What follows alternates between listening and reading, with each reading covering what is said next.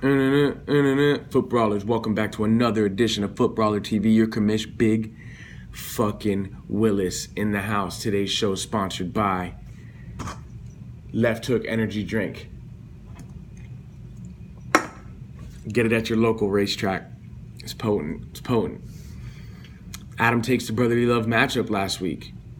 And it was the defense, just like I said, that did it. Buda Baker for 2 weeks in a row, the #1 scoring defensive player, throwing up 20. You can start him at corner, and he's a safety. That guy's a beast. I'm going to run through Big Willis's pick'ems for you. Try to get this video out every Wednesday morning. Game 1, your commissioner, Big fucking Willis versus Bam Bam Bobby Bianco. This game's very important because either one of these teams with a loss, chances of making the playoffs drop down big time. Who takes this one? The commissioner, Big fucking Willis. But it's going to be a barn burner. Primetime games versus second to none. Corey versus Rayon. Rayon 5-1 with a bad loss last week for the BOW. He won his game, but he got 196. Lost to Adam with that 199 for the BOW. Corey falls again. He's got a lot of chumps. I think he gets another loss this week. Even though he has some good matchups, he's going to put up a nice score, but he still takes the L. Rayon goes 6-1. You got Buck 'em Up, 1-5, 2-4. Donald Trump's gunslinger, Sean versus Mike. Sorry, Mikey, but I think you go down again, 1-6. You're just not good at fantasy. You're barely keeping your head afloat. It's like the water's here and you're like gasping. And I think Sean comes and pushes you back down and drowns you. You're going to 1-6. Making fantasy great again. Got his first L last week to yours truly, the commish. Jonathan Pages stands at 5-1 versus Edo, 2-4. Edo's best fantasy season ever with that 2-4 record. Who takes this one?